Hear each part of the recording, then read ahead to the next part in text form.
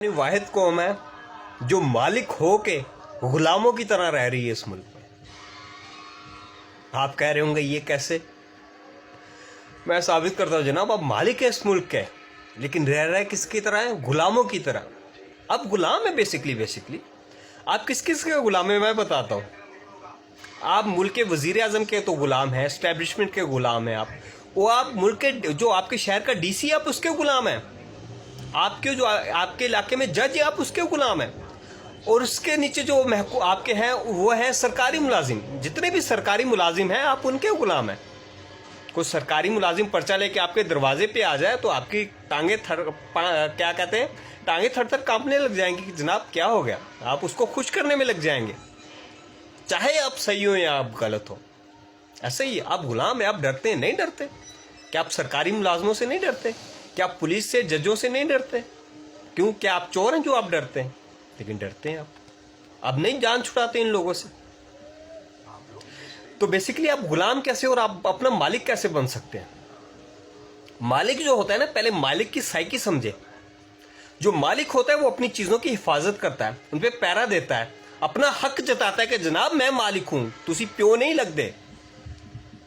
मालिक की सबसे बड़ी चीज माल की शो करनी पड़ती है। आपको अपना हक जताना पड़ता है। ठीक हो गया।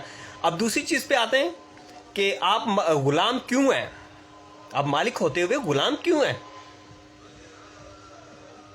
आप सरकारी मुलाजमों के, आप पुलिस वालों के, आप जजों के, आप जर्नलों को तो छोड़ दें, वो तो बड़ी ऊपर की चीजें, उस तक तो आप पहुंच ही नहीं सकते जनाब। आप इस हुकूमत के, आप MP MNS के गुलाम क्यों हैं? आई मी एक्सप्लेन दैट। उसमें आपका कितना कसूर है? नहीं, आपका कितना कसूर नहीं है, सारा कसूर आपका है जनाब आली। आप डॉक्टर के हॉस्पिटल जाते हैं, कहते हैं जी डॉक्टर सही से देख नहीं रहा, सही से दवा नहीं देता। सरकारी हॉस्पिटल में जाते हैं तो हम क्या करते हैं, फिर प्राइवेट अस्पतालों का रुख करते हैं। क्यों? क्योंकि डॉक्टर जो है वो सही से तशखीस नहीं करता, सही से हमें देखता नहीं है, दवा नहीं देता। तो हमें अपनी जान प्यारी है तो हम सरकारी अस्पताल छोड़ के जाते हैं। हम कहाँ पर? प्राइवेट हॉस्पिटल में। हालांकि सरकारी हॉस्पिटल भी हमारे बाप के पैसों से चल रहा है, हमारे दिए हुए टैक्स से चल रहा है। पत्ती भी खरीदते हैं 10 रुपए की तो उस पर 2 रुपए टैक्स देते हैं आप गवर्नमेंट को, 2 से 4 रुपए।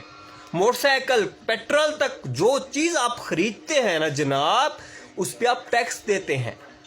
बिजली तक। तो अस्पताल तो आपके पैसों से भी चल रहा है ना, हॉस्पिटल तो आपके पैसों से चल रहा है कि नहीं चल रहा? मानते हैं। उसके बावजूद हम सरकारी हॉस्पिटल क्यों नहीं जाते? हमारी गलती क्या है?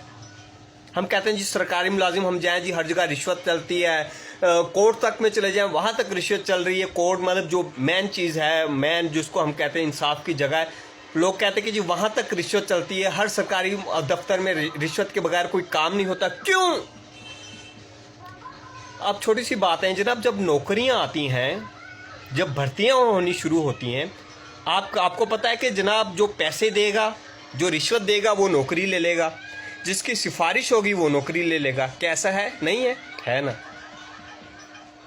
तो सिफारिश करके नौकरियां लेने वाले, जो पैसे दे के नौकरियां लोग ले लेते हैं और देने वाले दे देते हैं। आपका कसूर क्या है? आप सोए रहते हैं। आपका हक बनता है कि जहां नौकरियां दे रही हो, जहां उन्होंने कहा कि जनाब नौकरियां आई हैं, सरकारी गवर्नमेंट जॉब के इंटरव्यू हो रहे हैं, आप वहां जाके खड़े हो, कहें जनाब हम मालिक हैं, तनख्वाहें हमारी जेबों से जानी है इन लोगों की जिन्हों को आपने भर्ती करना है। तो मेरिट पे भर्ती करो, पैसे लेके, रिश्वत लेके भर्ती ना करो सरकारी नौकरियों पे। वहां जाके खड़े हो 100-150 बंदा जाके, फिर मैं देखता हूं किसका बाप जो है पैसे लेके, रिश्वत लेके करता है वो। और दूसरा क्या होता है, जब इंटरव्यूज हो जाते हैं तो लोग जो बाहर आते हैं तो वहां पता चल जाता है कि जनाब मेरिट पे कौन था, नौकरी किसको मिली है, सरकारी नौकरियां किसको मिली हैं। सब जानते कि जनाब इसने फलां ने इतनी रिश्वत दी थी, इसकी फलां सिफारिश थी, इसको नौकरी मिल गई है। आप उसका सोशल बाइकआउट करें। आप उन लोगों से मिलना जुलना छोड़ें कि छोड़ यार तुम हराम खा रहे हो, तुम लोगों का हक खा रहे हो। सोशल बाइकआउट करें। जो रिश्वत लेके और जो सिफारिश लगवा के नौकरियां ले, उससे मिलना जुलना छोड़ें। सोशल बाइकआउट करें उसका। एक चीज दूसरा, जो रिश्वत लेके नौकरियां दे रहा है उससे मिलना जुलना आप बंद करें। हर बंदे के सामने बताएं कि जनाब इस बंदे ने रिश्वत दे के नौकरी ली है, किसी का हक खाया है, और जो देने वाला है उसकी भी बुराई करें। हमारे यहाँ होता क्या है, कहते हैं ये बड़ा आदमी है यार, इसने इतने पैसे दे के सरकारी नौकरी ले ली, हम उसकी तारीफ कर रहे हैं। हमें तारीफ नहीं करनी, हमें तस्दीक करनी है। हमें कहना ये घटिया इंसान है, किसी का हक खा के बैठा हुआ है, इसने पैसे दे के, रिश्वत दे के, सिफारिश लगवा के नौकरी ले ली सरकारी, जो हकदार था उसका हक खा के बैठा हुआ है, तो ये घटिया इंसान है। हमने उसको इज्जत वाला नहीं कहना। हमारी सबसे बड़ी कमजोरी पता है क्या है, हम पैसे वाले को इज्जत वाला समझते हैं। तो हमने उसकी तस्दीक करनी है। जो नौकरियां देने वाला है उसके मुंह पे अगर हम नहीं कह सकते तो कम से कम दोस्तों में, यारों में बैठे हुए कहेंगे यार ये जो बंदा है इसने पैसे दे के नौकरियां, पैसे लेके नौकरी दी है, पैसे लेके इसने किसी को अपॉइंट किया है या सिफारिश लगवा के किया है, बहुत ही घटिया इंसान है ये, चाहे वो कोई भी हो। तो इससे क्या होगा कि उनको एहसास होगा, नौकरियां लेने वालों को भी, देने वालों को, यार हम कुछ गलत कर रहे हैं, हम कुछ गलत कर रहे हैं। एहसास कौन दिलाएगा? आप दिलाएंगे। हम उन्हें एहसास ही नहीं दिलाते। जो नौकरियां पैसे दे के ले रहे हैं हम तो उसकी तारीफ करते हैं, यार इन्हें 5 लाख देता, नौकरी ले ली, ये 5 लाख डिनोवा बाबा नौकरी इन्हें जी, मतलब इसने 5 लाख दिए, 10 लाख दिए, नौकरी ले ली, यार इसने बड़ा आदमी है यार, हम उसको बड़ी इज्जत से देखते हैं। नो, ये हम गलत करते हैं। अब जो 5 लाख 10 लाख लेके नौकरी डॉक्टर की लेके जाएगा, डिस्पेंसर के लेके जाएगा, वो वहां बैठ के काम तो नहीं करेगा, वो उल्टे सीधे टीके भी लगाएगा, आपके पेट से कैंचियां भी निकालेगा, फिर वो कैंचियां भी आपके पेटों में भूल जाएगा। वो ऐसे ही है ना।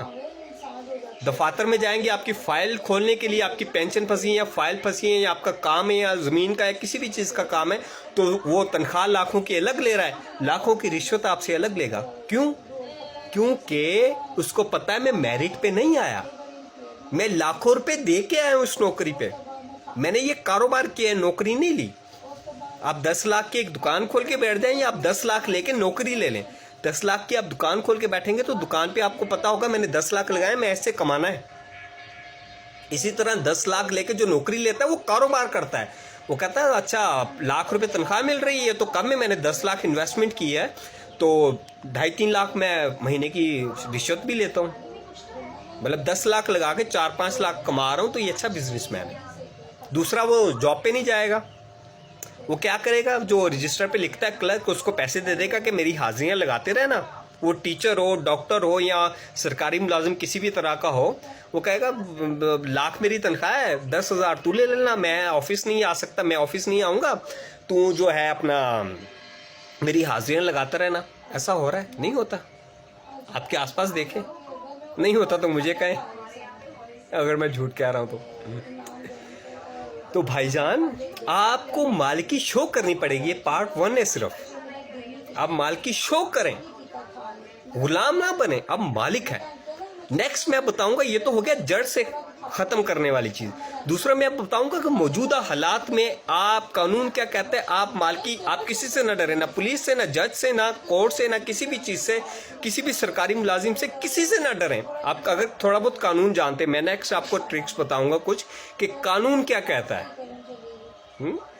कानून के मुताबिक आप मालिकी अपनी कैसे शो कर सकते हैं, चाहे वो सिफारिश देके आया हुआ बंदा, डजंट मैटर, मालिक आप हैं, तनख्वाह आपकी जेब से जा रही है। तो जनाब अगर मालिक हो तो मालिकी शो करो, वरना गुलामों की तरह जीते रहो, भाड़ में जाओ। 75 साल से यही करते आ रहे हो। ला इलाहा इल्लल्लाह मुहम्मद रसूलुल्लाह। मुझे पूरी यकीन है कि हम करेंगे। वीडियो को शेयर करो, दोस्तों को बताओ। जनाब मैंने जो कहा है, वीडियो शेयर करने का मुझे कोई इससे कोई फायदा नहीं, फायदा है भी तो तुम अपना फायदा सोचो, लोगों को जुबानी बताओ, वीडियो दिखाओ, अपने मोबाइल में दिखाओ, शेयर कर दो, या उनको बताओ कि जनाब ये बात है, ये सच है कि नहीं। डिस्कशन करो अपने दोस्तों में, अपने सर्कल में, अपने घर में कि ये क्या, ये बात है, सच है कि नहीं है। और बच्चों को कम ना समझे, बच्चों के सामने समझदार वाली चीजें अगर आप डिस्कस करेंगे तो वो जो टाइम इधर उधर खेलने में, शरारतें करने में गुजारते हैं, वो आपको ऐसी ऐसी बातें बताएंगे समझदारी की कि आपका बाप भी नहीं सोच सकता। क्योंकि बच्चे वो आज के दौर के हैं, वो आज के ज़माने के बच्चे हैं। आपके अब्बा हुजूर पुराने ज़माने के बच्चे थे। ला इलाहा इल्लल्लाह मुहम्मद रसूलुल्लाह। पाकिस्तान जिंदाबाद। खुश रहो।